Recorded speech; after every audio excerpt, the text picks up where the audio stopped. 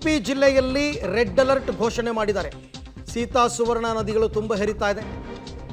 ನದಿ ಹೊಳೆ ಪಾತ್ರದಲ್ಲಿ ನೆರೆಯ ವಾತಾವರಣ ಸೃಷ್ಟಿಯಾಗಿದೆ. ನೆರೆಯ ವಾತಾವರಣ ಅಲ್ಲ, ಅಲ್ಲಿ ಪ್ರವಾಹನೇ ಬಂದಿದೆ.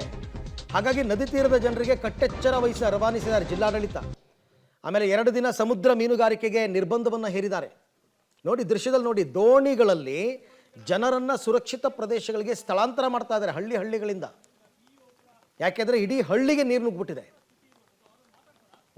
ಓಡಾಡೋದಕ್ಕಾಗ್ತಿಲ್ಲ ಅವ್ರ ಕೈಲಿ. ಒಂದು ರೀತಿ ಎಲ್ಲ ದ್ವೀಪಗಳ ರೀತಿಯಲ್ಲಿ ಆಗ್ತಾ ಇದೆ.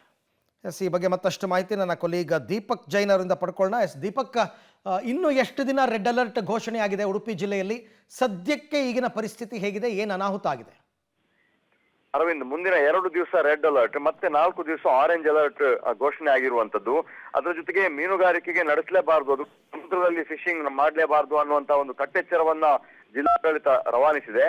ಅದರ ಜೊತೆಗೆ ತಗ್ಗು ಪ್ರದೇಶಗಳಲ್ಲಿ ಎಲ್ಲೆಲ್ಲ ನೆರೆ ಬರ್ತಾ ಇತ್ತು, ಅದು ಬಿಟ್ಟು ಅದರ ಪಕ್ಕದ ಗ್ರಾಮಗಳು ಕೂಡ ಎಲ್ಲೆಲ್ಲ ಆತಂಕ ಇದೆ, ಅವರು ಶಿಫ್ಟ್ ಆಗ್ಬೇಕು ಅನ್ನುವಂತ ಒಂದು ಕಟ್ಟೆಚ್ಚರವನ್ನ ಈ ಬಾರಿ ನೀಡಿರುವಂತದ್ದು. ಕಾರಣ ಏನು ಅಂತಂದ್ರೆ, ಆಗುಂಬೆ ಘಾಟ್, ಚಿಕ್ಕಮಗಳೂರು ಮತ್ತು ಶಿವಮೊಗ್ಗ ಭಾಗದ ಪಶ್ಚಿಮ ಘಟ್ಟದ ತಪ್ಪಲಿನಲ್ಲಿ ಭಾರಿ ಮಳೆ ಬರ್ತಾ ಇದೆ. ಕರಾವಳಿಯಲ್ಲಿ ಮಳೆಯ ಪ್ರಮಾಣ ಕಡಿಮೆ ಇರಬಹುದು, ಆದ್ರೆ ಘಟ್ಟದ ಮೇಲಿನ ಮಳೆಗೆ ಎಲ್ಲಾ ನದಿಗಳು ತುಂಬಿ ಹರಿತಾ ಇರುವಂತ ಪರಿಣಾಮ ಇದು. ಅದರ ಜೊತೆಗೆ ಉಡುಪಿ ಜಿಲ್ಲೆಯಲ್ಲೇ 200 ಮಿಲಿಮೀಟರ್ನಷ್ಟು ಮಳೆ ಬಿದ್ದಿರುವಂತದ್ದು ಈ ಎಲ್ಲಾ ಅನಾಹುತಗಳಿಗೆ ಕಾರಣ ಆಗಿರುವಂತದ್ದು.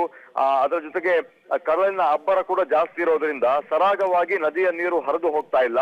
ಹಾಗಾಗಿ ಸುಮಾರು 3 ಸೇತುವೆಗಳ ಕಡಿತ ಆಗಿರುವಂತದ್ದು. ಬ್ರಹ್ಮಾವರ, ಕುಂದಾಪುರ, ಬೈಂದೂರು ತಾಲೂಕಿನಲ್ಲಿ 10ಕ್ಕೂ ಹೆಚ್ಚು ಗ್ರಾಮಗಳಿಗೆ ಜಲ ದಿಗ್ಬಂಧನ ಆಗಿದೆ. ಮತ್ತು ನದಿ ಕಾಲುವೆಗಳು, ಅದರ ಜೊತೆಗೆ ಹೊಳೆ ಹಳ್ಳ ಕೊಳ್ಳಗಳು ತುಂಬಿ ಹರಿತಾ ಇರೋದ್ರಿಂದ ರಸ್ತೆಯಲ್ಲೂ ಕೂಡ ನೀರಿನ ವಾತಾವರಣ ಕಂಡು ಬರ್ತಾ ಇರೋದ್ರಿಂದ ತೋಟ ಗದ್ದೆಗಳು, ಸಾವಿರಾರು ಎಕರೆ ಭತ್ತದ ಬೇಸಾಯ ಮಾಡುವಂತಹ ಗದ್ದೆಗಳು ಜಲಾವೃತ ಆಗಿದೆ. 2 ದಿವಸದಲ್ಲಿ ಏನಾದ್ರೂ ಈ ನೆರೆ ಇಳಿಕೆ ಆಗದಿದ್ರೆ ಈ 10-15 ದಿವಸದಲ್ಲಿ ನಾಟಿ ಮಾಡಿದ ಬಿತ್ತಂತಹ ಎಲ್ಲಾ ಕೆಲಸಗಳು ನೀರಿನಲ್ಲಿಟ್ಟಂತಹ ಹೋಮದಂತಾಗ್ತದೆ, ಸಂಪೂರ್ಣವಾಗಿ ಕೊಳೆತು ಹೋಗುವಂತಹ ಸಾಧ್ಯತೆ.